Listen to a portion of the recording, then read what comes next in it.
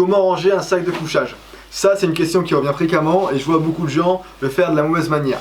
Première règle, il faut vraiment éviter de plier votre sac de couchage. Autrement, au niveau des pliures, les fibres vont se casser et donc ça va le dégrader au long terme et ça va réduire son efficacité et son pouvoir isolant. Ensuite, parfois, ça m'arrive de voir en bivouac des gens qui prennent 15 minutes pour essayer de compresser le sac de couchage et de l'enrouler de la bonne manière pour ensuite le faire rentrer dans le sac de compression. Vous vous prenez la tête, ça sert à rien de faire comme ça.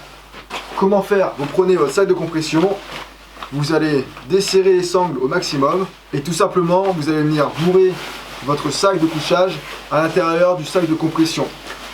Bien sûr, ça c'est pour la durée de votre voyage, pour la durée de votre trek. Dès que vous êtes arrivé à la maison, que vous avez terminé votre sortie, il faudra enlever le sac de couchage de son sac de compression, puisque autrement, si les fibres restent comprimées trop longtemps, ça va dégrader le sac de couchage au long terme.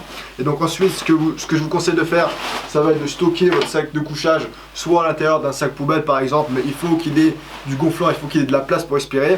Ou alors autrement, ce que certaines personnes font, c'est qu'ils mettent leur sac de couchage dans un cintre et puis ils l'étendent dans l'armoire avec le reste de leurs vêtements, tout simplement.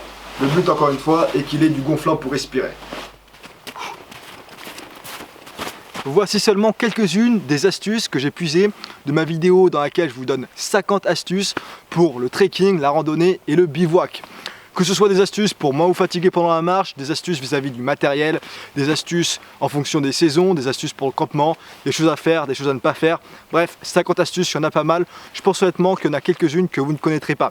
Si ça vous intéresse et que vous souhaitez visionner cette vidéo des 50 astuces, alors c'est tout simple, je vous ai mis un lien dans la description, vous avez juste à cliquer et ça vous renverra vers une page de mon site internet sur laquelle vous pourrez télécharger et visionner la vidéo. Allez, sur ce, merci à tous, prenez soin de vous et à la prochaine.